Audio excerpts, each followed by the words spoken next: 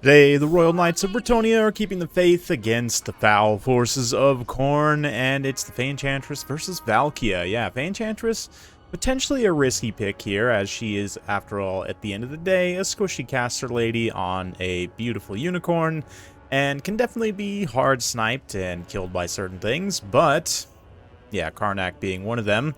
He's quite dangerous to all casters, but especially somebody like the Enchantress, who, definitely wants to be in melee a bit, mixing it up, using that Mists of the Lady effect to good effect, that being the sort of Mortis drain that she has. Does a little bit of damage over time, constant as she's in melee, minus 5 melee attack, rather. In addition, and of course, Blessing of the Lady does now give, I say now, has for a while given straight up ward save, so she has some tankiness, decent melee defense, not the best, but anyway. The rest of the build here, we've got Royal Hippogriff Knights and mounted Yeoman Archers, including the Regiment of Renown for some poisoned arrows. This build from Shetland Apache definitely got some unusual elements, but some fun stuff as well. Some Grail Guardians. We got peasant mobs here, spearmen at arms as well, kind of scattered around. Yeah, it looks like some knights over on the far side. Knights the Lion-Hearted, plus some defenders of the Fleur-de-Lis. So, definitely got some elites and plenty of cavalry with some chaff infantry to soak in here. Right away, Valkia is going to get jumped by the Royal Hippogriff Knights. We've got some Minotaurs of Khorne as well, a Slaughter Guard, plus one more unit of Halberds, some regular warriors. Unfortunately, Chaos Warriors in general are probably one of the worst infantry units in the game, I would say, just broadly speaking. I mean, certain variants can definitely have good use cases, like the Chaos Khorne Halberds. But in general, I think Chaos Warriors are a unit type that could use some significant buffs. Pretty much all, yeah, I would say actually all variants of Chaos Warriors. Monogod, Undivided, everyone. All of them should get probably like a little bit extra speed and melee attack universally, and maybe some case-by-case like minor buffs. But anyway, yeah, the Bloodwake Berserkers here, the Regiment of Renown Wrathmongers as well, and then Karnak. He's got the Snare, the Summon, and yeah, it looks like that's it in terms of the abilities. Yeah, of course, the Silence of the Brass Collar as well in that AoE. So looking to hunt potentially the Enchantress. Just going to have to be careful about where and when she engages due to that fact, but a little bit of early damage. Not the greatest trade, actually, at the end of the day, especially with that Favor of the Fae active. Mostly due to the Demon Shield here, preventing a good burst of damage, especially while that charge bonus is active. But, yeah, Grail Guardians is going to go for a charge straight in there. Just whomp these Marauders and then pull straight back into their own lines. Try and screen through Spearmen at Arms. Classic disruption tactic here. Not wanting to stay in combat, obviously, against those scary Chaos units in melee. We're going to see a little pre-growth here. Ooh, are these Hippogriffs going to maybe drop directly on the Minotaurs? Or, yeah, not sure exactly. Yeah, maybe you can still continuing to pursue Valkia as the Yeoman Archers kind of pull up in the back here. It'll be a pretty bloody engagement for these Bretonnian chaff forces. Unfortunately, this pipe is going to block my view of getting very close as they are fighting directly underneath it. But yeah, it's also causing some pathing issues for these flying units. The Hippogriffs not able to really move as efficiently as they otherwise would because they kind of have to fly up and over that thing. But yeah, the Grail Guardians pulling back with the Enchantress, kind of keeping their distance for now. Allowing the chaff to just get butchered. Why not? That's what they're here for. And do a little bit of kiting here with these Yeoman Archers as well. And try and maybe move the battle away from this kind of pipe structure here so that they can get a little bit better pathing with the Hippogriffs. But there, the Hippogriffs are just going to charge in. Maybe try and do a quick hit and run, pull these Minotaurs into a kite situation where these Yeomen can kite them and get some good value that way. Of course, 70 armor is pretty good for the Minotaurs of Khorne, but it is within a range where the Archers can definitely get some good value if they're able to concentrate their fire on that target. The Grail Guardians also provide just an incredibly dense value block that can move through and smash units with relative impunity. Yeah, you can see, ooh, here's the dangerous situation. Enchantress gets netted. You can see Karnak's in range to silence. Valkia's also in range, so potential disaster here in the making for the Enchantress. Rail Guardians are close enough that they could perhaps close in and try and saturate around. Yeah, try and maybe body block some of those unit models away. You see the Hippogriff Knights also landing. I think they have a charge order directly on Karnak. And the boys doesn't have enough mass to resist that. So he gets pummeled pretty hard, and the Fanchantress manages to survive that situation there, which definitely was not a given by any means, but a little bit confusing here with this Bretonnian color scheme on these. Like, whose side are you on, Men-at-Arms, huh? Whose side are you on with this color scheme right now? At least the flag is kind of the opposite, so it's relatively easy to tell apart at a distance. But anyway, yeah, Karnak moving through. He overextends, actually, and this is potential reversal disaster here as he suddenly gets surrounded by Grail Guardians, which he certainly does not want to be fighting. Their high melee defense and magic damage, high weapon strength overall. It's just going to pummel him and definitely do a lot of HP damage in a very short time. You can see his health bar rapidly dropping there. The Chaos Warriors, Slaughter Guard, everyone else trying to move through, coming to his defense, but damage maybe been done. Is his leadership going to pop here? Nope, looks like reinforcements arrive. Shetland wisely disengages, not wanting to get too greedy there. Meanwhile, this Minotaur of Khorne over on the other side with the actual Slaughter Guard. Guess those are just the regular halberds over there. Makes sense. Kind of getting kited around, you know, they're lost in peasant space, just endlessly slaughtering peasants. No doubt a joyous experience for a Khorne follower, but as to the relevance of the actual battle at hand, not really doing too much to help. Yeah, but let's see. Khorne forces trying to get themselves back together here, reorganize to a degree. And it is Conquest, so Shetland does move the defenders, who so far have not been engaged in combat, over to seize the objective there. Make sure he can continue doing the Bretonnian cavalry thing and just making a mockery of Khorne's lack of mobility in this particular build, and just in general, Khorne mobility. I mean, the Minotaurs are very good. Blood Crushers, or Skull Crushers, I should say, are probably better than they were before. I don't know, still maybe not the best in this matchup, because Bretonnian cavalry can still probably beat them. I don't know, and maybe not individually, but just on the whole, right? And so, yeah, Khorne in general, even though they have a lot of mobility units, a lot of pretty decent mobility units, still at certain times can find themselves in situations where they're kind of getting kited, getting out mobility, cycle charged to death. Here, though, they've still got so much anti-large punching power here that Shetland's going to have to get through. And Khorne kind of pushing back to the objective here, trying to retake it. Again, that is going to open them up to some time where the Yeoman can continue shooting, and Shetland really has done a great job of only using their ammunition on those high-value targets, and the regular Yeoman almost, already actually paid for themselves. The other units, since they are RORs, are going to be a little bit more expensive to pay for through pure shooting, but have some hybrid stats to potentially support in the late game. And not to mention the poison has been getting some good support value. And yeah, those Minotaurs slowly getting whittled away. I don't know, I've always loved Yeoman Archers. They're fun unit, classic horse archer. Remind me of sort of the medieval 2, like mounted archer units you got access to on certain factions. Let's see what they can do here. Khorne's going to go back, retake that objective. We'll fast forward a little bit through this sort of mid-game phase where both players are resetting.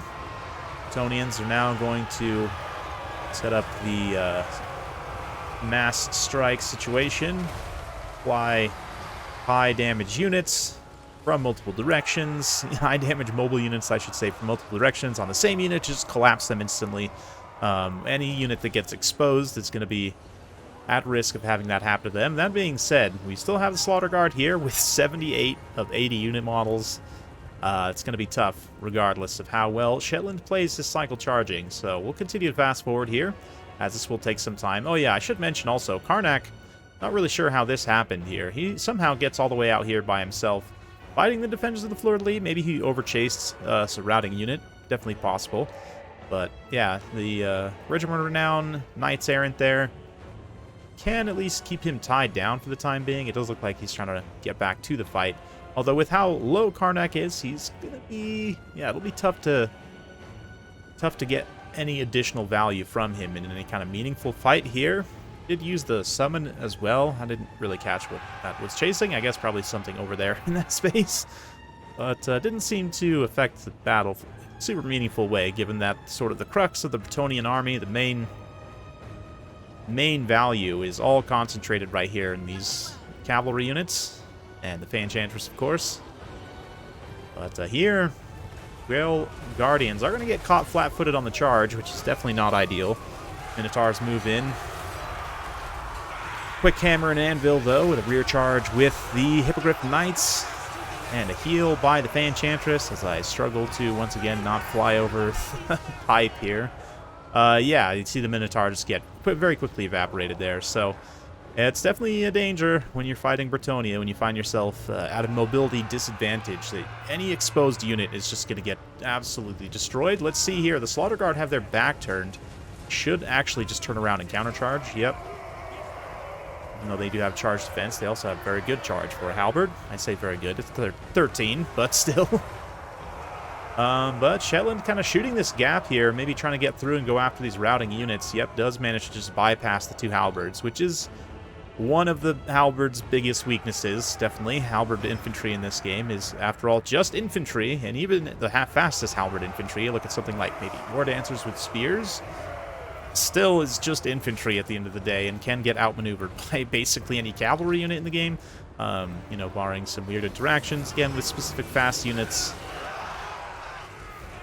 One mobility piece left for Khorne, though, is going to move in, try and get one last engagement. Unsupported, though, these Minotaurs are going to struggle against all of this. I mean, there's like 5,000 points worth of Bretonnian elite cavalry here, so one unit of Minotaurs can only do so much, even if they are an excellent unit. And yeah, the Khorne force is also just maybe kind of pulling back here. Definitely pull these Minotaurs back and just kind of make a little box, even though it feels bad. Make a little box around this objective and just stand there and dare Shetland basically to cycle charge you to death. But yeah, you see here the exposed units, even the most elite of the elites. The Khorne, I say most elite of the elites, not quite, but certainly in this build. Just absolutely lanced by the Knights of Bretonnia here.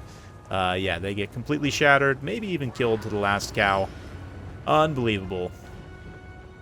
And Defenders of the Fleur-de-Lis still chilling outside there. Let's continue fast-forwarding, as Bretonnia has to play this very patiently. And given that it is Conquest, it's definitely going to be one of the longer Conquest games you've probably seen. Both players actually contesting the objective here. But it does give Khorne, again, a place to defend. Probably should have pulled back all their forces to just defend this location a little bit sooner, but better late than never. Yeoman out of ammunition now, just charging in to provide extra bodies to saturate as the last charge. Yeah, the Khorne forces kind of get caught a little bit moving in an odd direction. And Bretonnia here, ooh, we're going to see a Horn of Khorne on the other side, but terror takes hold on a number of units. And yeah, I mean, the Bloodwake Berserkers and the Slaughter Guard no doubt feasting right now. Even these regular Chaos Warriors halberds definitely get some damage in, but there's just such a saturation of value at this point. It's hard to overcome. You see them also just getting ran over by these high mass units. We see a little regrowth there on the Hippogriffs. And yeah, this constant flow of cavalry just kind of in and out, it really gives infantry a hard time because of the mass situation. They're constantly getting knocked down, can't do attack animations, and then as soon as they get back up, you know, another cavalry unit kind of going out, coming back in. That said, again, even still, they are doing damage in the meantime, but it looks like Shetland's actually popped Lance Formation here at the cost of some melee defense, which certainly for the Grail Guardians isn't the biggest issue. Especially with that perfect vigor, too, in this late game. It's making such a difference here. But that extra mass, in order to do this kind of cycle charging, you know, in and out action, that extra mass of the Lance Formation certainly helps. And it basically, like, even you can see these heavy Chosen Halberds just getting punted as if they were light Elven infantry. I love it. I love Bretonnia. I will fully admit I am completely biased. I like Khorne too, I'm not going to lie. If I were to rank them, they'd probably go second in my sort of ranking of the Monogoths factions underneath Tzeentch, even though Tzeentch's playstyle at times has been pretty cheesy. Anyway, that's a discussion for another day, at least in this game. But Yeah, Khorne, don't get me wrong, Khorne's cool. Very iconic for Warhammer, but Bretonnia, man, just such a classic. And this is a pretty good microcosm of this game right here. The one Bloodwake Berserker, like most elite, like badass Khorne dude of all time, and a bunch of like grimy peasants and like a young knight like stabbing him in the back, like poking him in the shins, as hippogriffs charge in the background. That's basically this game in a nutshell.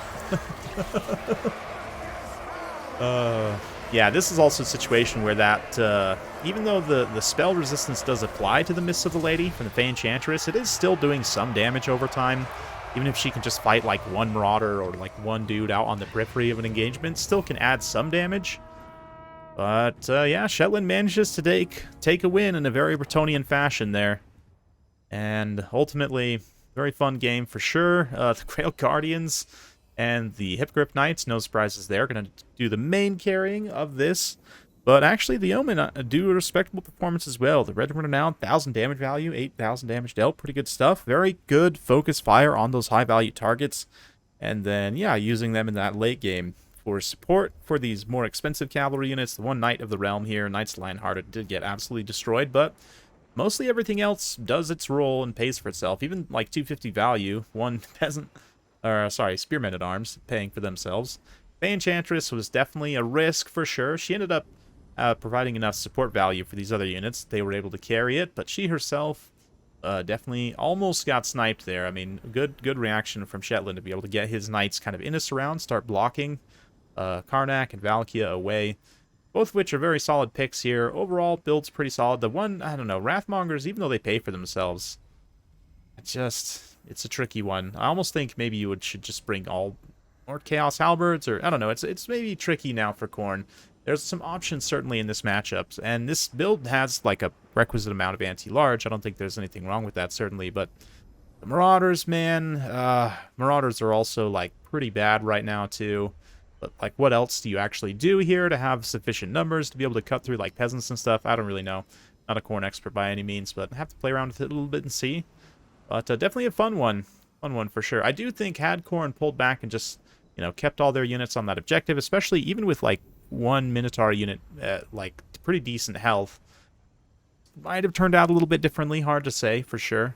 But Shetlands did still have, you know, lance formation and ability to attack corners and try and pull that box apart as much as possible. Definitely an interesting one for sure. But hopefully you enjoyed that. If you like this sort of content, be sure to like, subscribe, hit that bell notification. Every time I upload a new video, you'll be notified. Thanks again. We'll see you next time.